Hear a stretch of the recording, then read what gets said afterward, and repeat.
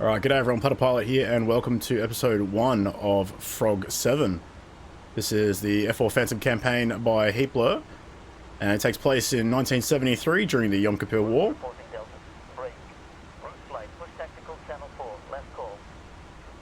Tactical Channel 4, copy that. 2, 3, 4.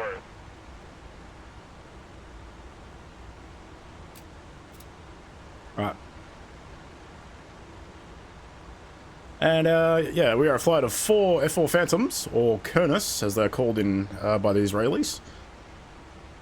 And we are going to be heading out from Ramat David, heading out to sea, then flying north up the coast, and then making landfall feet dry in Lebanon to fly a Death Star trench run style valley run and attack an early warning radar site that is feeding intel to the Syrians.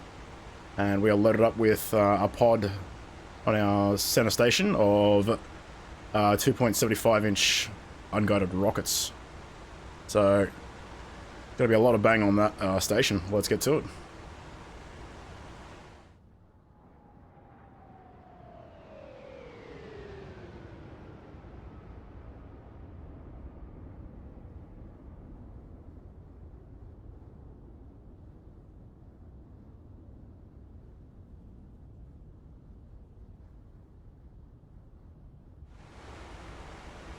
Alright, time to take it down to the waves to avoid any radar contacts. Get down into the sea spray.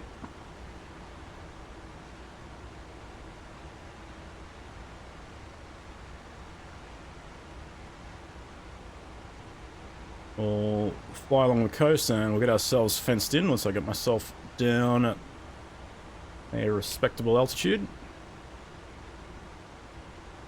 Alright, that looks good enough.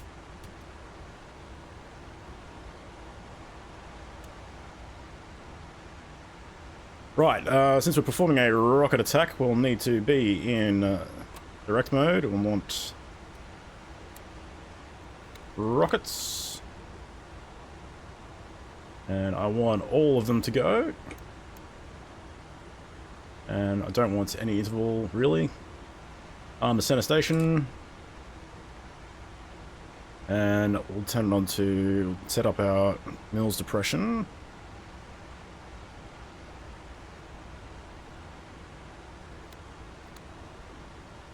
Oops.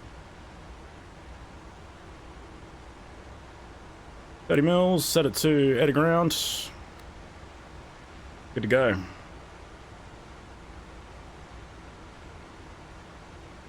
Now, if you're like me and you don't know much about this conflict, then don't worry, I'll do my best to provide just a basic amount of context. But 1973, Egypt and Syria, as part of an Arab coalition, launched a surprise attack on Israel, catching them off guard during the Jewish holiday of Yom Kippur. And Egypt had pushed across the Suez Canal into the Sinai Peninsula, and Syria pushed into the Golan Heights and very nearly broke through Israeli lines and into the Israeli heartland, which would have been catastrophic, but thankfully Israel managed to stabilize and then mobilize quickly enough to make sure that didn't happen. It's now day 4 of the conflict, and we have been told to decisively retaliate against Syria, and the idea is to essentially smash and destroy anything we can get our hands on as quickly as possible. That's like military infrastructure, civil infrastructure, anything. Sort of like a shock and awe tactic to shock the Syrians into rethinking their strategy. So chief targets are military headquarters, air bases, and power stations and oil refineries, just to completely wreck their capability to wage war. But the first step in doing that, we need to open a corridor through Lebanon. Now, Lebanon and Israel didn't go to war during this conflict, but nevertheless, they were feeding intel and assets to the Syrians. So that is fair game, in my opinion. So this early warning radar site that's on the Jabal al-Barouk mountain in Lebanon, it needs to go. And that is where we come in. But Israel suffered heavy losses in the first few days, especially the Air Force. It lost 50 planes in 4 days, which is nuts. But it was largely thanks to the Soviet-era SAMs, the new systems, the SA-2s and 3s that had just come in. And Israel just could not penetrate into the SAM umbrella without taking heavy losses. But likewise, after the first few days of fighting, the Egyptians realized that they couldn't push out from under their SAM umbrella either without being destroyed by Israeli air power. So a sort of stalemate sort of formed pretty quickly. Otherwise, I think that's, you caught up. We're about 20 miles from our turn-in point.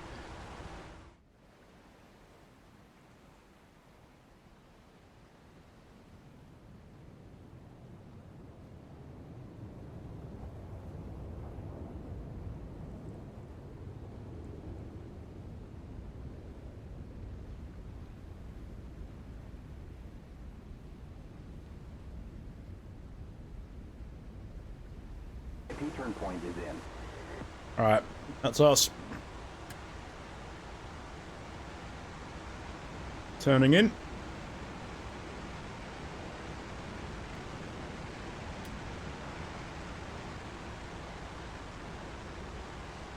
Alright, so this is a VIP turn point, so we'll need to overfly this directly. To help fix our INS from any decay that may have occurred on the flight over here. I've had a pretty extensive study of the map. So the VIP is at the mouth of a river, and then we'll follow that valley through 2 more checkpoints, and then an IP, and then the target. We've got nails 1 o'clock, and nails 1 o'clock. They should be friendlies. Off out. There is a follow-up call sign of Phantoms coming in, who are gonna finish the job. I can see the river.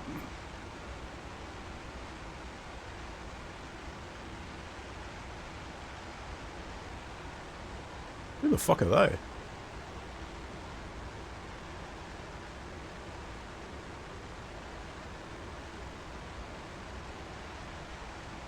About 10 miles to the VIP.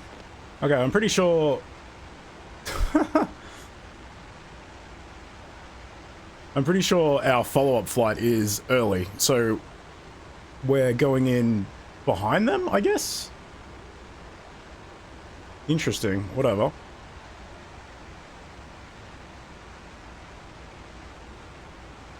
Alright, let's not think about that. I think that's just DCS being DCS. 5 miles to the VIP. Make sure you fly over the landmark. Yep, see the mouth of the river just there? We want to hit that exactly.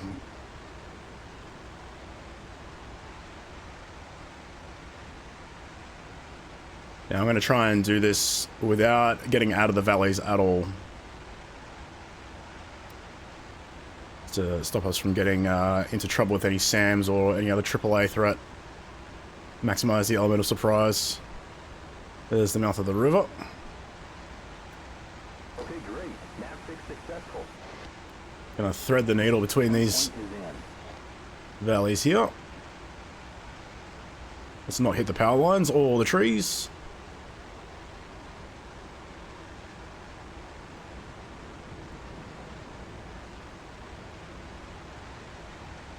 Yeah, I can see my wingmen have bugged out. That's alright.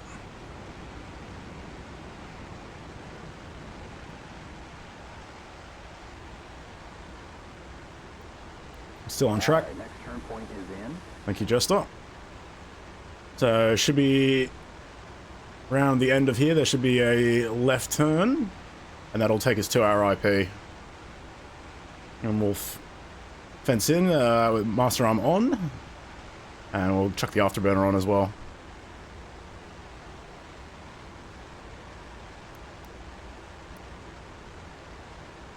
Turn low and fast in the grass. Hearing updated to next turn point. Thank you.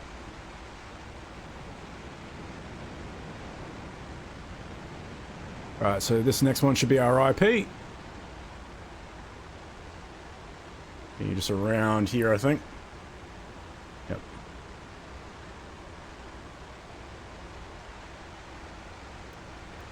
Okay, turn point is updated. Alright, blaster arm on, gas on.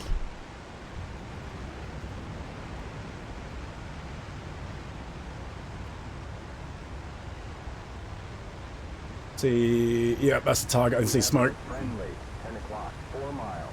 And friendly, 11 o'clock, 4 miles. Let's not muck around though. Let's do it properly. We've got Going up. Friendly, 9 o'clock, 4 miles.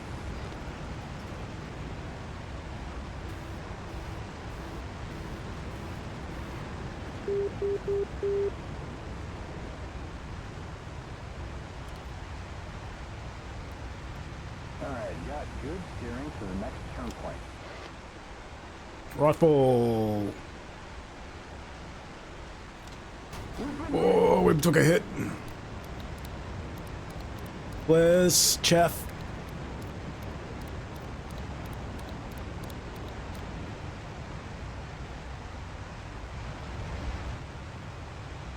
Alright, I think we're okay. Let's get rid of the fuel tanks.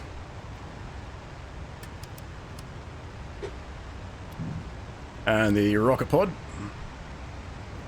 Master arm off. De-arm the stations. Still on track. She's still handling okay. As far as I can tell. Oh, wait, no, we're down an engine. Left engine is completely flat. No engine fire warnings, which is good. I'm not going to try and restart it, because it's probably damaged and I might explode if I do. We'll just keep going. Trying to fix that trim, it's not going well.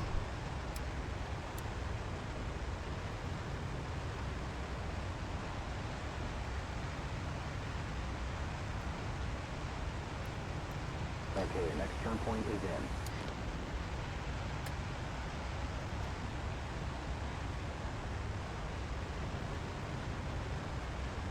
Almost there.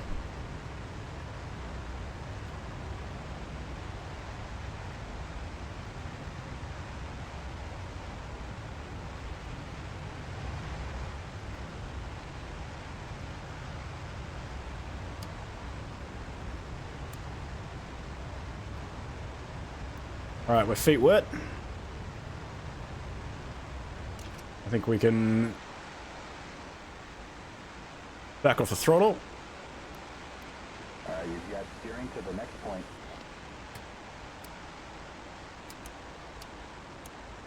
Alright, next turning point's in. Let's get out of here. Alright, well, we're down an engine. Steering is updated to next turn point. But other than that, she seems to be handling just fine. So I think we might be able to get this back to base.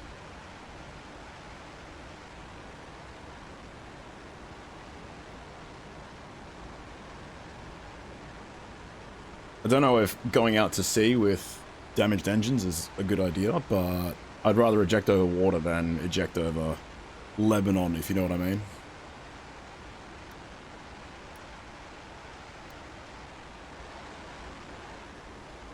Alright, I don't know where my wingman went. But I'm not hanging around for them. I've got problems of my own. They can figure out their way back.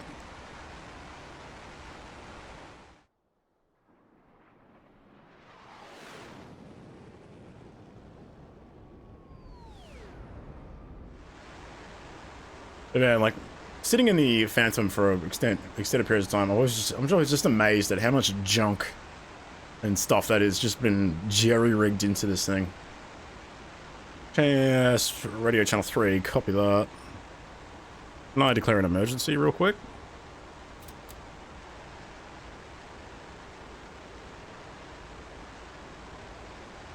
That's the city of Tyre over there. One of the oldest cities in the world.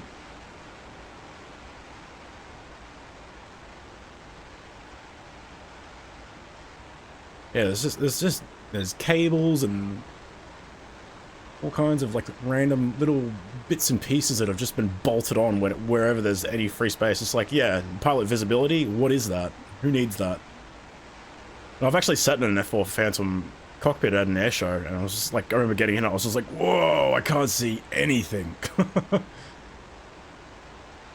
Oh yeah, and fun fact, I'm actually too tall to be an F4 Phantom pilot in real life. Apparently, there was a height restriction because if your knees were too far forward, in the event of an ejection, your kneecaps would get torn off by the cockpit here, or the canopy bow, I should say. So that's my excuse. That's why I'm not an F4 Phantom pilot in real life. I'm too tall. I think the height restriction was like around 5'10", 5'11". Darby approach is inbound from the north, 30 miles. Route, Darby approach. Radar contact. Descend to 3,000 feet. Expect straight in runway 27. Descend 3,000 for straight in. Route. Route, did you copy runway number? Apologies, approach. Route copied runway 27. Roger that. Straight in approach at Ramat David. Cool beans. That is, yep, that's the Israeli border just there. Back in friendly territory. We'll hit this turn point and then get ourselves on the ground, hopefully, with one engine. Let's go.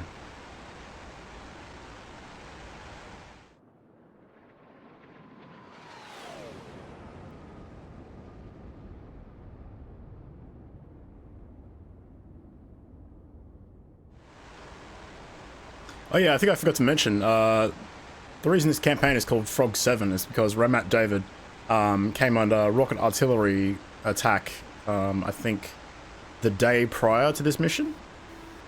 And the NATO designation of that rocket artillery system is the Frog 7. So, that explains that. You got steering to the next point. Alright, that's the turn into Ramat David. I haven't done a lot of straight-in approaches, and I have never landed this thing with one engine before, so... Yippee. I did see a trick where you can set your reticle to 225. You raise your seat all the way up. Switching tower on 2 route. And then you just basically just place your marker on the runway. It's over there. You fly on speed, basically. Heads up, traffic at 11 o'clock.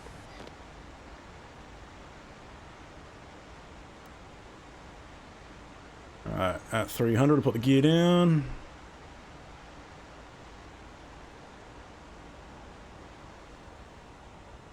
Probably gonna have to come in a lot faster than I'm used to. Alright, gear's coming down. Flaps coming down. Trim, trim, trim.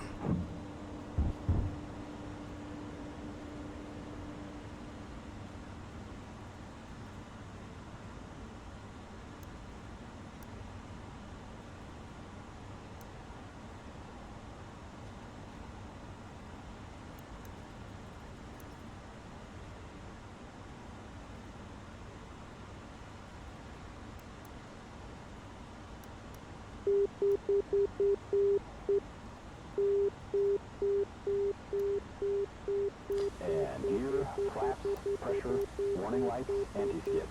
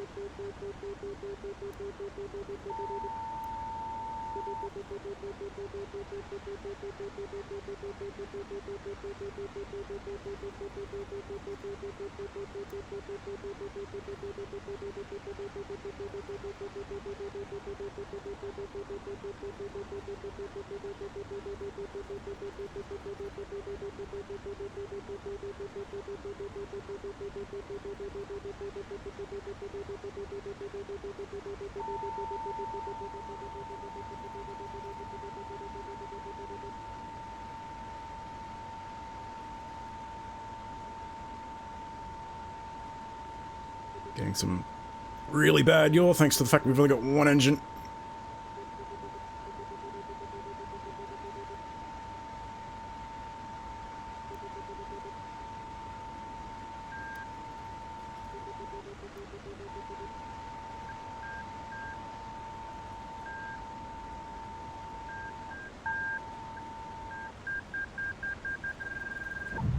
Right, yep.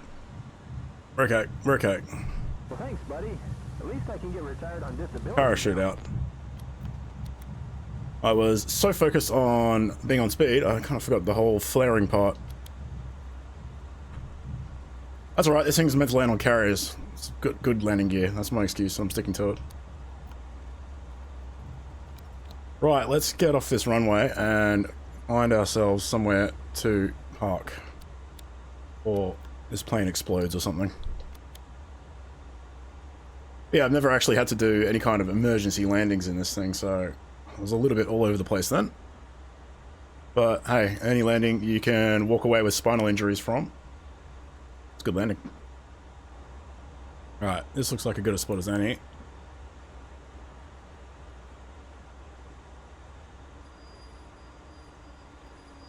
Screw it. Alright. Let's have a quick look at the jet and see if we can find any obvious signs of damage. It's not looking... Doesn't look like she took any damage at all. So the round must have gone straight down the engine intake, just completely destroyed the engine.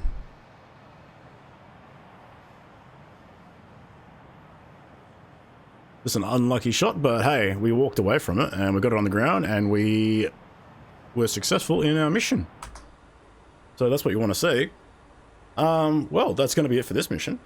I hope you enjoyed. I certainly did. That was really cool. That was actually a really fun, like I said, a little Death Star trench run kind of mission. I actually had to put a bit of study into the map to remember that there was going to be, you know, this many checkpoints and then the IP and then the target at this sort of like left and right turns, and that was actually really fun. But yeah, looking forward to the rest of this campaign. Don't forget to like, comment, subscribe, and ring all the bells. And I hope to see you in the next one. Catch you around.